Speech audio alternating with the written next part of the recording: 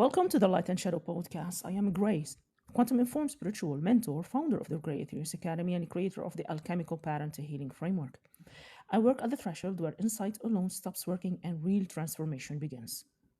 Here's a question that has kept philosophers, theologians, mystics, and scientists awake for thousands of years, and that most people are living inside of without ever consciously examining it. Are you choosing your life? Or is your life choosing you? Is there a plan, a predetermined path, a soul contract, a destined set of events that will unfold regardless of your choices? Or is everything up to you? Every outcome, the direct result of the decisions you make in each moment. And here's a question underneath the question, the one that actually matters for how you live. How do you know, in any given moment, whether what you are experiencing is destiny unfolding or the consequence of choices you're making from fear, from habit, or from wound? Because the answer to that question changes everything. It changes how you interpret your suffering, how you understand your patterns, how much responsibility you take for your life, and how much you surrender. And whether the feeling of this was meant to be is genuine soul recognition or sophisticated avoidance. Today we are going into free will and destiny, not as abstract philosophy, but as a lived navigational question. What each one actually is, how they relate to each other, and most importantly, how to tell which one is operating in your life in any given moment. Let's start by dismantling the popular understanding of destiny. Because the way most people use the word is imprecise in ways that create real confusion. The most common misunderstanding of destiny is that it is a fixed, predetermined script. Every event, every relationship, every outcome decided in advance by some external intelligence, with your free will as nothing more than an illusion inside a story that was already written. It produces the person who says everything happens for a reason while making no choices, taking no responsibility, and using the concept of destiny as a spiritual anesthetic for the consequences of avoidance. That is not destiny. That is fatalism, and they are not the same thing. Genuine destiny, as understood across the mystical traditions that have examined it most seriously, from Vedic philosophy to Kabbalistic teaching to Hermetic cosmology, is better understood as a soul's pre-incarnation curriculum. The specific themes, the specific lessons, the specific developmental arc that a soul designed for itself before entering this lifetime. The Vedic concept of dharma, often mistranslated as duty, but more accurately understood as soul purpose, describes a specific path that is most aligned with your nature, your gifts, and your evolutionary curriculum. It is not the only path available to you, but is the path that will most efficiently serve your highest development. The concept of soul contracts, agreements made before incarnation with other souls to meet, to challenge, to teach, to heal, describes a framework in which certain encounters are destined, not because they are forced on you, but because your soul arranged them as the conditions most likely to produce the growth it came here for. Destiny, in the most accurate framework, is not the specific events of your life. It is the themes, the curriculum, the developmental arc, the what you came here to learn, not the exactly how you will learn it. Here is a crucial distinction that most people miss entirely. Destiny feels like expansion. Pattern feels like contraction. When something is genuinely destined, when a door opens that is actually yours, when a person arrives who is genuinely a soul connection, when an opportunity presents that is aligned with your actual purpose, there is a quality of rightness that has expansion underneath it, even if it is challenging, even if it requires everything. It feels like arriving, like recognition, like yes, even when the yes is terrifying. When something is pattern, When you are repeating a karmic loop, when you are choosing the familiar wound, when you are mistaking the comfortable, painful thing for fate, there is a quality of contraction underneath it, tightness, the feeling of being stuck in something rather than called into something.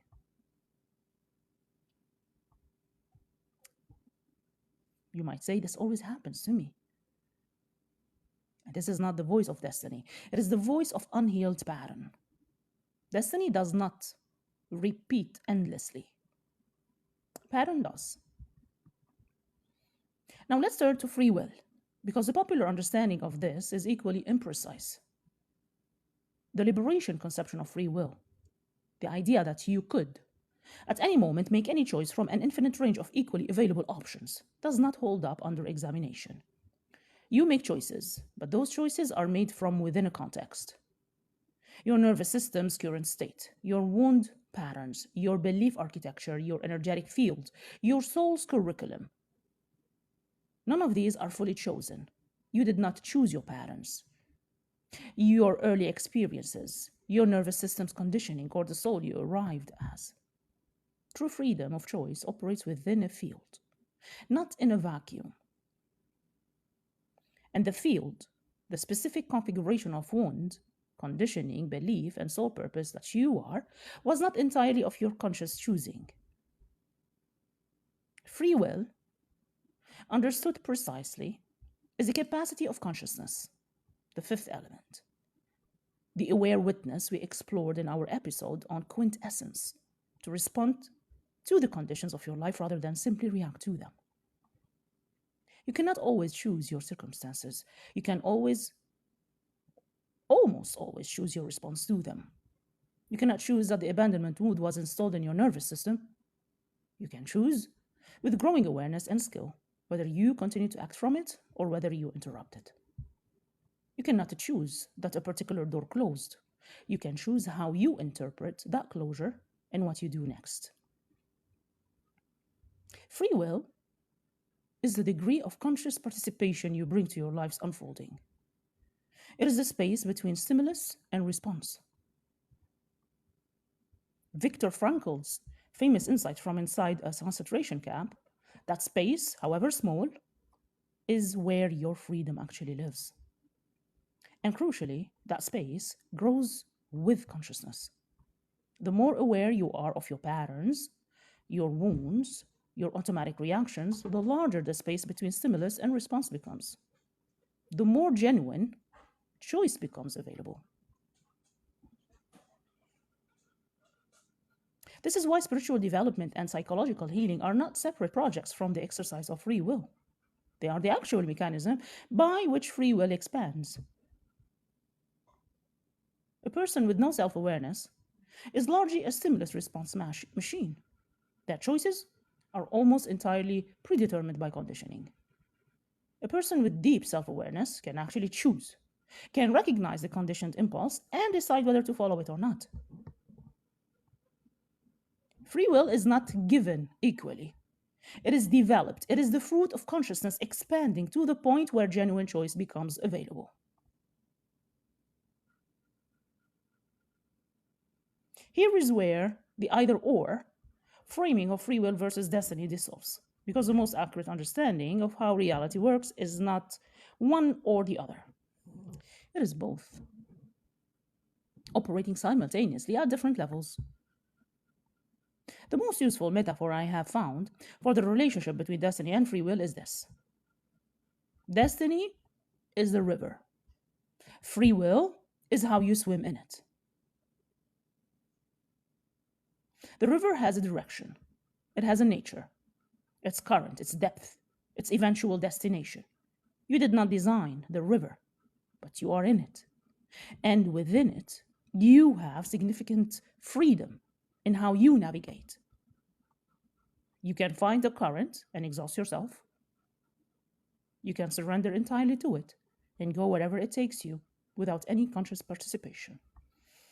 Or, and this is the path, you can learn to read the river, to understand its currents, to work with its direction, to navigate its challenges skillfully while moving towards its destination.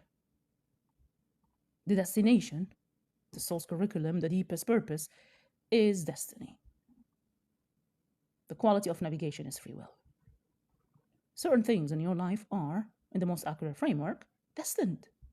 Certain people you are going to meet, certain themes you are going to encounter, certain lessons that were going to be presented because your soul arranged for them before incarnating.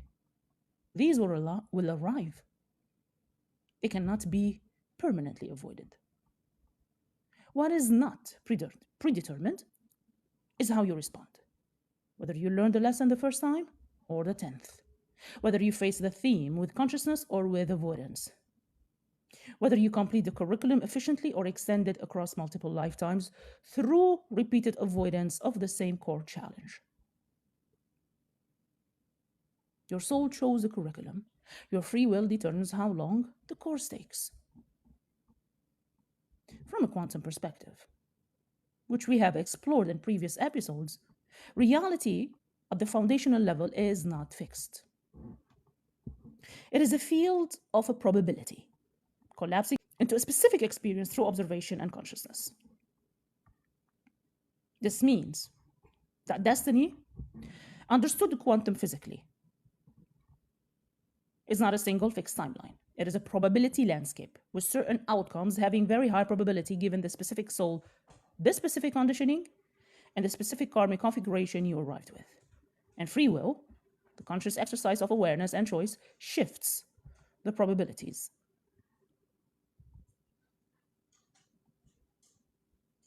The destined meeting might happen at 32 or at 37, depending on the choices you have made.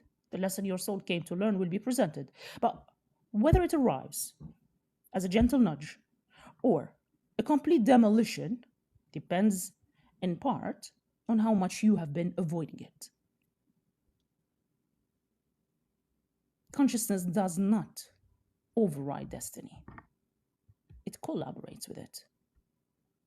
The most efficient path through your curriculum is the one where consciousness and destiny are working together. Where you are awake enough to recognize the soul's direction and free enough to move toward it deliberately rather than waiting to be dragged.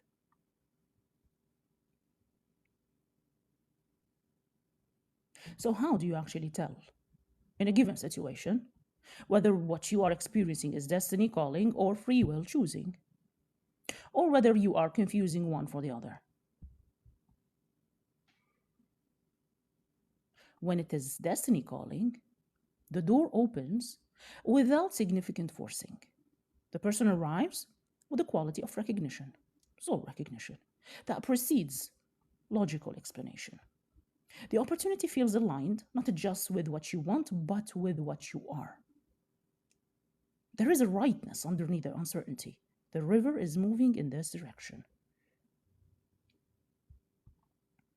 When it is free will choosing, you are making a deliberate, conscious decision from a relatively clear internal state, not from fear, not from wound, not from the automatic pull of unexamined conditioning. You have paused, you have felt for the intuitive signal, you have distinguished it from the fear, and you are choosing. This is the highest expression of a free will, the conscious participation in your own life. When it is a pattern disguised as destiny, something keeps happening. The same relationship dynamic, the same type of person, the same professional collapse, the same financial crisis, and you are calling it fate. This is just how my life goes. Some things are meant to be this way. Now, genuine destiny does not loop. Pattern loops. If it is repeating, it is not destiny. It is the soul's curriculum waiting to be addressed, presenting itself again and again and again through the mechanism of karmic repetition until you finally do the work. When it is avoidance, disguised as surrender, you are using spiritual language. For example, it's not meant to be, or I am trusting the universe, or I am in the flow, to avoid taking responsibility for a choice you are afraid to make. Genuine surrender is active, conscious, and feels like release.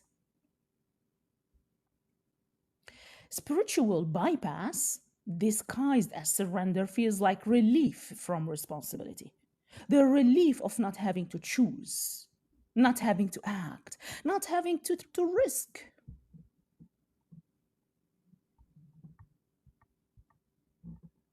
The difference between genuine surrender to destiny and passive avoidance, wearing spiritual clothing, is one of the most important distinctions in the entire territory of spiritual development. And the body knows. Genuine surrender expands. Genuine avoidance contracts, even when the contraction is temporarily comfortable.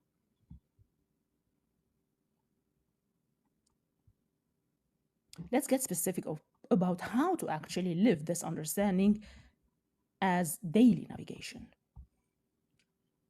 Work with the themes, not against the river. When you begin to identify the recurring themes of your life, the patterns that show up across different relationships, different jobs, different chapters, stop asking, why does this keep happening to me? And start asking, what is this theme here to teach me? The theme is your curriculum, the specific manifestation of it. This relationship, this job, this crisis is the form the lesson is taking right now. When you address the theme, the form can change. When you heal the abandonment wound, you stop attracting partners who abandon you. Not because destiny was altered, no, but because the curriculum was completed and no longer needs to be presented.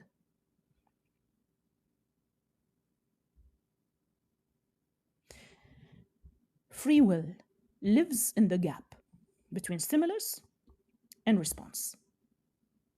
Your practice, daily and moment to moment, is expanding that gap. This is what meditation, somatic work, shadow work, and all genuine healing practices are actually developing. The capacity to pause between the trigger and the reaction long enough for a genuine choice to become available. Ask, am I choosing this or am I defaulting to it? Is this decision coming from a clear, centered, conscious place, or is it the automatic output of an unexamined conditioning pattern? The question itself is an act of free will. The willingness to pause and ask is the beginning of genuine choice. When something feels fated, when you feel drawn towards something or someone with a quality of inevitability, pause and distinguish. Is this the river's current?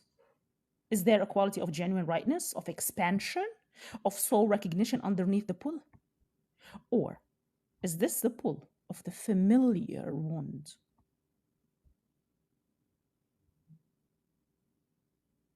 The comfort of the known pain, the nervous system seeking what it recognizes, even if what it recognizes has historically cost you. Both can feel compelling, both can feel inevitable. The distinguishing question is, does this pull me toward the life my soul came here for, or toward the pattern my conditioning was trained into?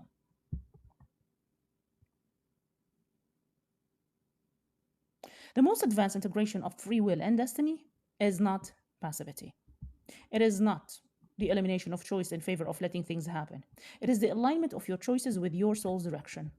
The active, conscious, freely chosen decision to move in the direction the river is flowing. This is the highest use of free will, choosing what is destined. Recognizing the soul's curriculum and saying yes to it consciously rather than waiting to be dragged through it unconsciously. When you choose your destiny, when you use your free will to align with your soul's direction rather than resist it, the quality of the experience changes entirely. The same lesson, that would have arrived as devastation if you'd continued avoiding it arrives instead as an invitation. The same growth that would have required destruction arrives as deliberate evolution. This is what spiritual maturity looks like. Not the elimination of free will in favor of fate, not the elimination of destiny in favor of the illusion of complete control, but the conscious collaboration between the two. Free will in service of the soul's deepest direction. Destiny is the river. Free will is how you swim. And the most powerful position available to you is not the one that chooses one over the other, it is the one that learns to read the current well enough to choose freely and consciously to move with it. Your patterns are not your destiny. Your wounds are not your fate. And the theme your soul came here to master will keep presenting itself with patience, with precision, in endless variations, until the day you finally turn to face it and say, I choose this. I am ready. Let's complete it. If you're ready to do that work, to distinguish your soul's genuine direction from your conditioning's automatic patterns, the Ethereus Academy and the Alchemical Pattern to Healing Framework are where the conversation continues.